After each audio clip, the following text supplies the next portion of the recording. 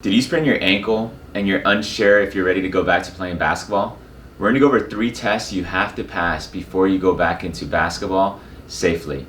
My name is Dr. Marco Lopez, Doctor of Physical Therapy and Certified Strength and Conditioning Specialist and co-founder of the Basketball Doctors. So when you sprain your ankle, either if it's a minor sprain or a big sprain, you have to do your rehab.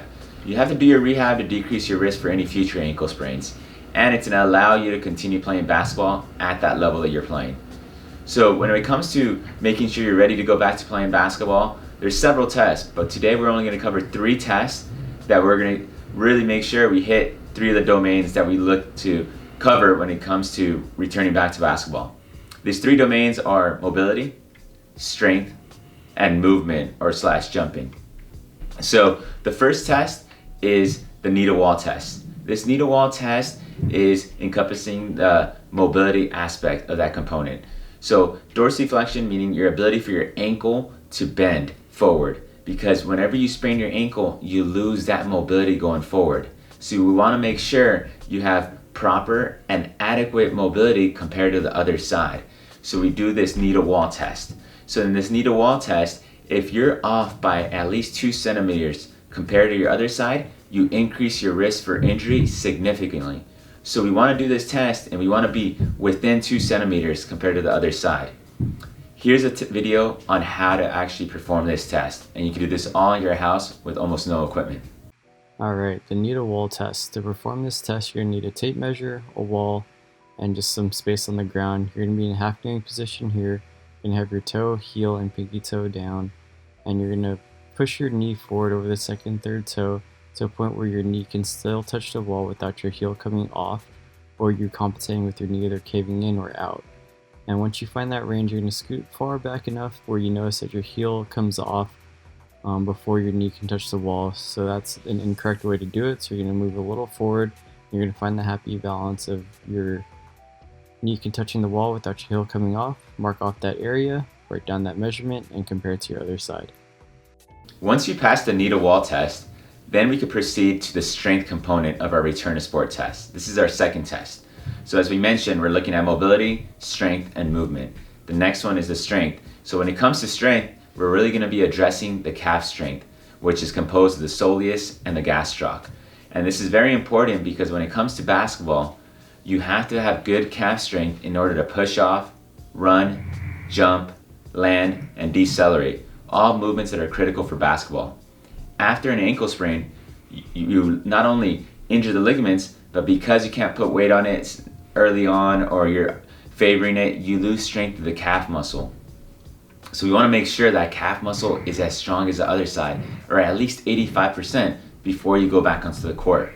And the way we test that is through the single leg heel raise test. It's an easy test you can do at home with no equipment. The big thing is we're looking at is how many reps can you do compared to the other side and the quality of it. So meaning you want to be around 85% compared to the uninjured leg. So if I sprained my leg on my right side and on my left side I did 20 reps, I want to do at least 16 to 17 reps on the right side. If I don't do enough reps, you are at a higher risk to spraining your ankle because you're going to be favoring the other side whenever you land on 2 legs, because that calf is not strong enough to withstand the activities of basketball such as landing, jumping, running, cutting. Because every time you push off and your heel's off the ground, or whenever you land and your forefoot is on the ground, you have to use that calf muscle to decelerate and also accelerate to push off. So imagine taking a negative step and you want to push off. If that calf is not strong enough, then it also places you at risk for any Achilles tendon injuries, because now the tendon is putting more of the stress there. So when it comes to this test, like I mentioned, guys, you want to be at 85%. Also, it's the quality of the movement. So meaning when you do a calf raise, you want to go as high as you can, and you want to be the same height compared to your left side. To perform the single leg heel raise rep test, you're first going to do a double leg heel raise and note how high you can get both those heels up, because that's the height that you need to reach with each single leg heel raise. To perform this exercise, you're going to stand on one leg, use something for balance, not support, and you're going to really raise up as high as you can on that single leg, bringing that heel up as high as possible, making sure your weight is through the first 3 toes, not rolling out to the side. And the goal is to reach up to 25 reps. with correct form. If you cannot reach that amount, you're just going to write the number of reps that you did correctly and then compare it to your other side. So to emphasize, really want to make sure that knee is straight, making sure that heel is getting as high as it can, and you're going to compare your reps at the end to each other.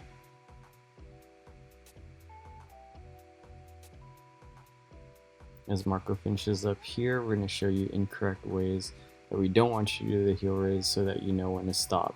So one is that you're not going to go as high, so as you see, these are kind of half reps. That doesn't count, or you need to stop, or your knee starts to bend and not staying straight as you perform your reps. Again, you need to stop, or you start really pushing into your hands to help pull yourself up. Don't cheat, do it correct, write down your correct reps and compare. Alright guys, now we're in the third part of our return to sport domain part, which is the movement part. The movement part is huge when it comes to basketball. So the first two domains are mobility, which is a knee to the wall test. The second one was the strength test, which is a single leg heel raise test. Now the third one is going to be the lateral hop test. This is a very important thing because not only you have the mobility and the strength, but also the movement.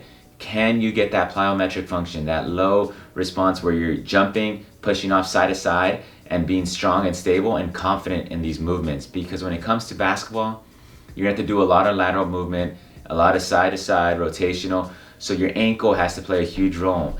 And a good way to test it is through this lateral hop test.